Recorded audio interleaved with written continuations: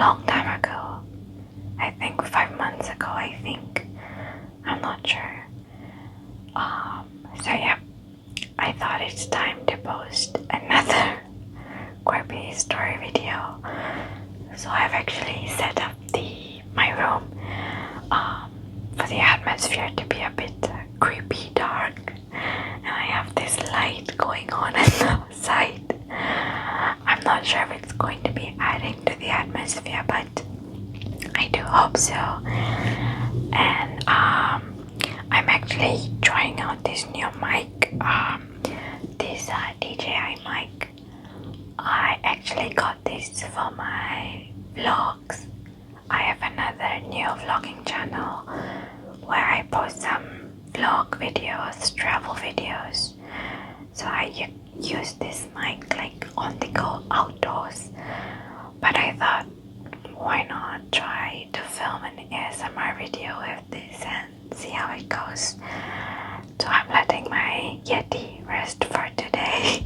And let's see how this goes. Okay. I hope you guys are ready to go to sleep or to get creeped out. I don't know. I hope the stories are creepy. I have 3 stories today, so I have my laptop here. Usually I use my iPad to read, so I'm facing the camera, but my iPad is dead. I don't really want to wait for it to charge, so I'm going to be reading off my laptop that is here. So if I'm not looking at the camera, I'm looking at my laptop here. Okay. Okay, let's see.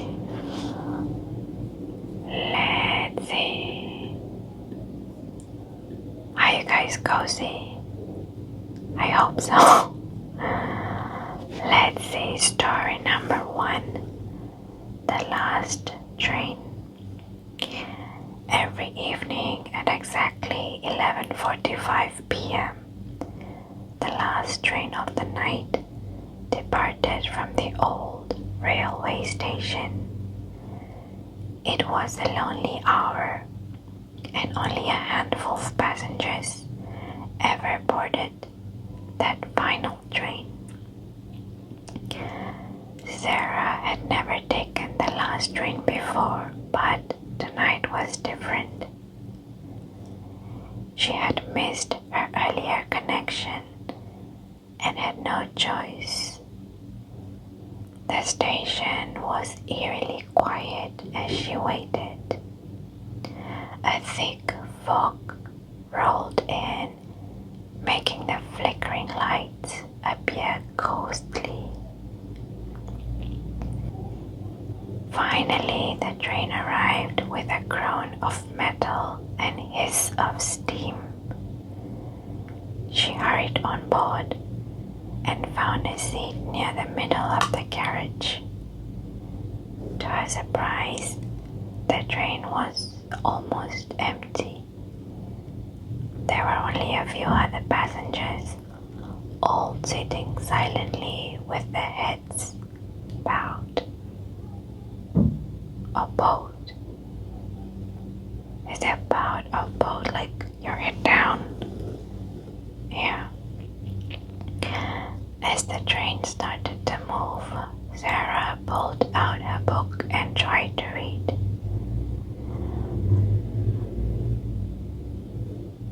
But she couldn't shake the feeling that something was off. The atmosphere was stifling, and the air felt heavy. She glanced around and noticed that none of the other passengers were moving. They sat as still as statues, their faces hidden in the shadows. Suddenly the lights in the carriage flickered and went out. Sarah's heart pounded as she was plunged into darkness. After a few seconds, the emergency lights came on, casting a dim red glow over everything. Oh my god, I have red, dim red glow over everything. My goodness. Okay. The other passengers were now looking directly at her, their eyes wide and unblinking. Is everything okay? She asked nervously, but no one responded. The train sped through the night, and the landscape outside the windows blurred into darkness. Sarah felt a chill run down her spine as she realized the train was moving much faster than usual. She got up and made her way to the conductor's compartment, hoping to find out what was happening. As she walked through the carriages, she noticed that the passengers in each one were just as motionless and silent as those in her own. She reached the conductor's compartment and knocked on the door. There was no answer. She knocked again, harder this time, but still nothing. Sarah cautiously opened the door and stepped inside. The compartment was empty, but the controls were all active, and the train was operating at full speed. She tried to use the radio to call for help, but all she got was static. Suddenly a voice crackled through the static. Turn back, it's too late. Sarah's blood ran cold. She rushed back to her seat, hoping this was all some kind of bizarre prank. But as she passed through the carriages again, she saw something that made her stop in her tracks. The passengers were now standing, their eyes following her every move. She hurried back to her seat and tried to calm herself. She closed her eyes and took deep breaths, hoping the nightmare would end. When she opened her eyes, the passengers were gone. The train was now empty. What's happening? She whispered to herself, tears streaming down her face. The train began to slow down, and Sarah felt a glimmer of hope. Maybe it was over. Maybe she was finally safe. But as the train came to a halt, she realized they were not at a station. They were in the middle of nowhere, surrounded by thick, dark woods. The doors opened with a hiss, and Sarah stepped out into the cold night. She looked around, trying to get her bearings, but there was no sign of civilization. The fog swirled around her, and she felt an overwhelming sense of dread. Suddenly she heard whispers, faint at first but growing louder. She turned and saw the passengers emerging from the train, their eyes glowing in the darkness. They moved towards her, their mouths moving in silent chants. Terrified, Sarah backed away, but there was nowhere to go. The passengers surrounded her, the whispers now deafening. She felt a cold hand grab her arm and everything went black. When Sarah woke up, she was back in her seat on the train. The lights were on and the passengers were gone. The train was slowing down as it approached her destination. She looked at her watch. It was 11:45 p.m. The train came to a stop and Sarah stumbled out, shaking and disoriented. She made her way home, trying to convince herself it was all a bad dream. But as she reached her front door, she saw a figure standing in the shadows. It was one of the passengers, his eyes glowing with an eerie light. "You can't escape," he whispered. "You took the last train." Sarah's scream echoed through the night as the figure stepped forward and the darkness swallowed her whole.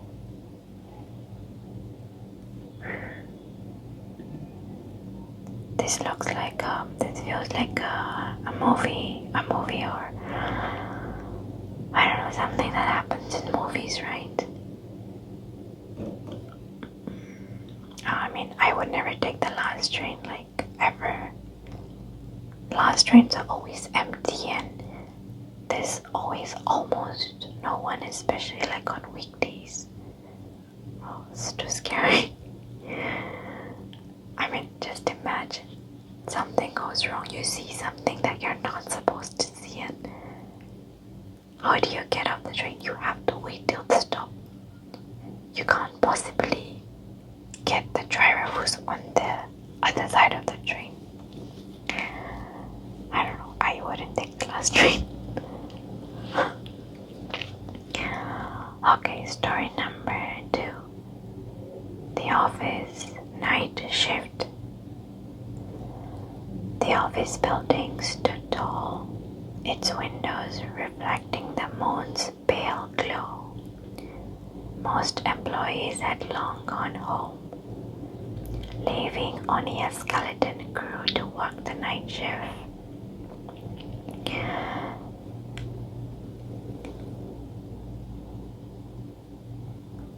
Amanda, the receptionist, sat alone at her desk, the fluorescent lights flickering intermittently. The air felt heavy with an inexplicable tension. As the clock struck midnight, Amanda heard a soft whisper. She glanced around, but the hallway remained empty. A computer screen flickered, displaying an email from an unknown sender. The subject line read, "The Forgotten Floor." Curiosity piqued, Amanda clicked the email. The message contained a single sentence. "Visit the basement tonight." The basement was a place of legends, a forbidden level that no one dared explore. Amanda hesitated, then grabbed her flashlight and descended the narrow staircase.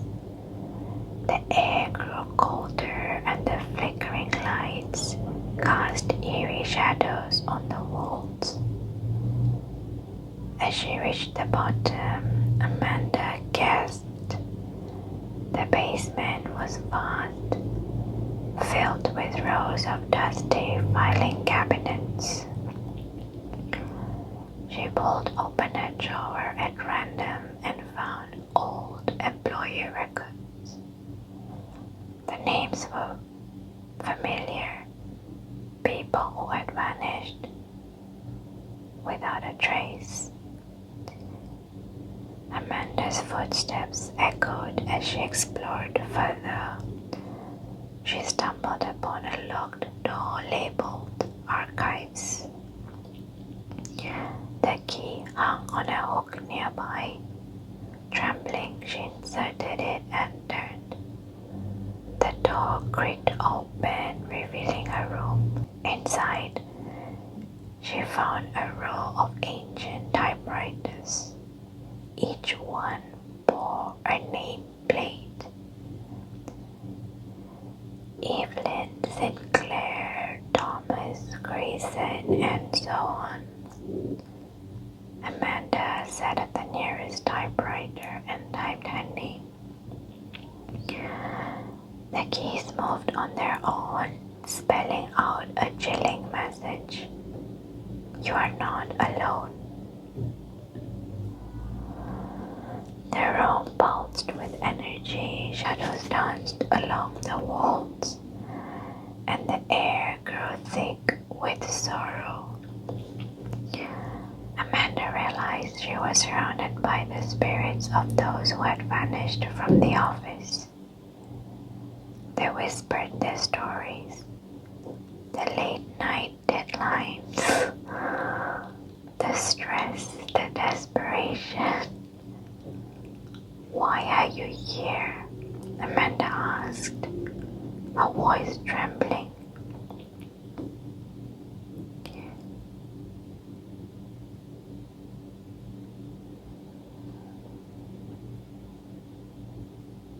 We never left, a ghostly figure replied. This building consumes us one by one. We become part of its walls, forgotten but forever trapped. Amanda had a choice, escape or join the forgotten souls. She could feel their longing, their need for release. The typewriter keys clicked, spelling out a proposition. Type your name and we'll set you free. But Amanda hesitated.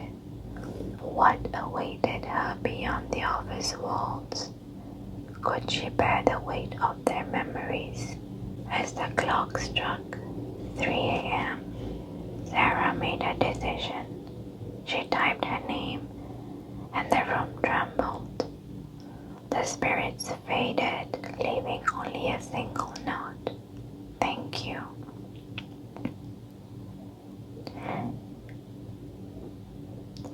And then Amanda vanished, her name etched into the typewriter forever. The next morning, the office staff arrived to find Amanda's desk empty. The basement remained locked, its secrets buried deep within the building's walls. But sometimes late at night, the flickering light revealed a faint whisper. Remember us. And so the forgotten souls continue their haunting, waiting for someone else to stumble upon their stories. In the dead of night. Spooky. I never like to work in the office. Once it's dark or once it's empty. It's so creepy and scary. Like I always make sure I'm one of the first few to leave, before I become one of the last few to leave. I am so sorry. I think I mixed up the names in this story because the name in the first story was Sarah and the name in the second story is supposed to be Amanda. I've been reading Sarah and sometimes Amanda in story number 2. I am so sorry. It's Amanda. Okay, last story for today. Story number 3, The Condo.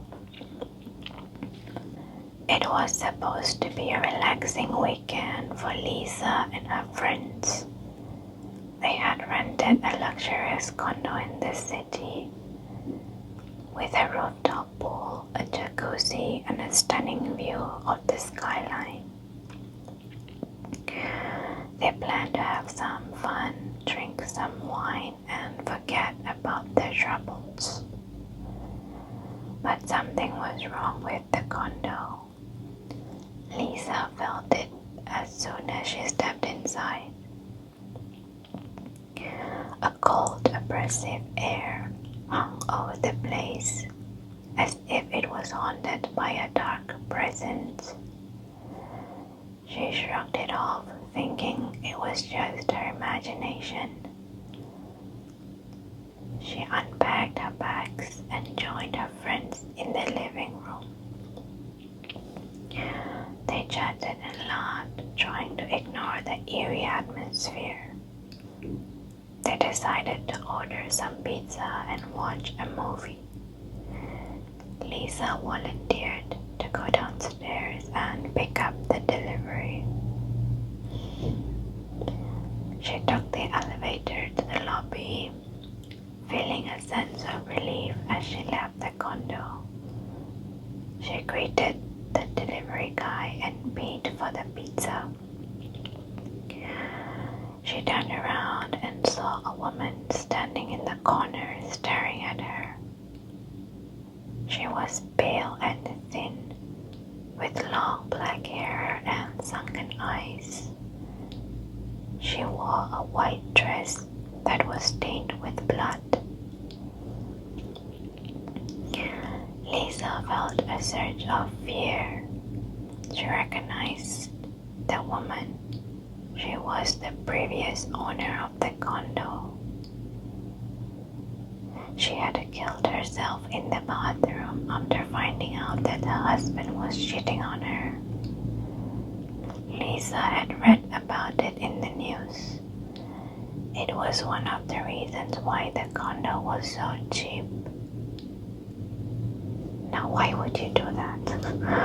Why would you rent a condo? I don't understand this.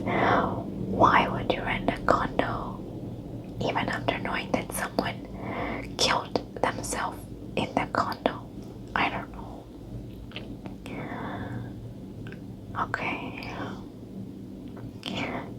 Lisa tried to act casual. She walked towards the elevator, hoping the woman would not follow her. She pressed the button and waited for the doors to open. She glanced back and saw the woman slowly approaching her, with a twisted smile on her face. Lisa panicked. She ran to the stairs, hoping to escape. She opened the door and ran up the steps, clutching the pizza box. She heard the woman's footsteps behind her getting closer and closer. She reached the floor where the condo was and ran to the door. She fumbled with the keys, trying to unlock it. Lisa managed to unlock the door and push it open. She threw the pizza inside and slammed the door behind her. She leaned against it, panting. She looked at her friends, who were staring at her in shock. "Guys, we have to get out of here now," she shouted. "What's going on?" one of them asked. "There is a ghost in the lobby. She tried to kill me. She's the woman who killed herself in the bathroom. She's haunting this place. We have to leave before she comes back." Lisa's friends looked at her incredulously. They thought she was joking, or drunk, or crazy.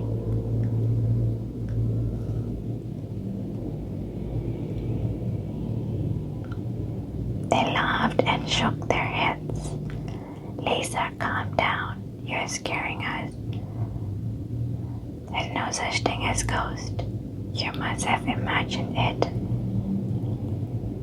You must have imagined it." Or maybe you watched too many horror movies. They tried to reason with her, but Lisa was determined. She grabbed a bag and ran to the door. She opened it and saw the woman standing there holding a knife. She screamed and slammed the door again. She locked it and backed away. "See, she's there, she's there. She's going to kill us all," she cried. Her friends looked at the door, but they saw nothing. They heard nothing. They thought Lisa was hallucinating. They tried to calm her down, but she was hysterical. She ran to the window and looked outside. She saw the woman's face reflected on the glass. She gasped and turned around. She saw the woman standing behind her, smiling wickedly. "Hello, Lisa. Welcome to my home." Lisa felt a sudden chill in her body. She looked at the woman's eyes and saw a flash of light. She felt her memories being erased one by one. She forgot who she was, where she was, and why she was there. She became a blank slate, ready to be possessed by the woman. The woman took over Lisa's body and walked towards her friends. They saw Lisa smile and felt relieved. They didn't notice the wicked glint in her eyes. They didn't realize that Lisa was gone and the woman was in control. They hugged her and felt a sharp pain in their backs. They fell to the floor, stabbed by the woman. And then they saw Lisa's face, smiling wickedly. "Hello, my darlings. Welcome to my home." Oh my God. Okay. That was creepy. Yeah, that was creepy. It felt like something that happens in movies, right? Okay. I got to go now. Those are the 3 stories I have for you tonight. I will have more in future videos. Yes. I hope you guys enjoyed these stories. If you have any such experiences or such stories, please send them to me or put them down in the comment section. I would love to read the horror story experiences. I love horror stories and horror movies, and I would love to read out the stories in the next video, in some video on the channel.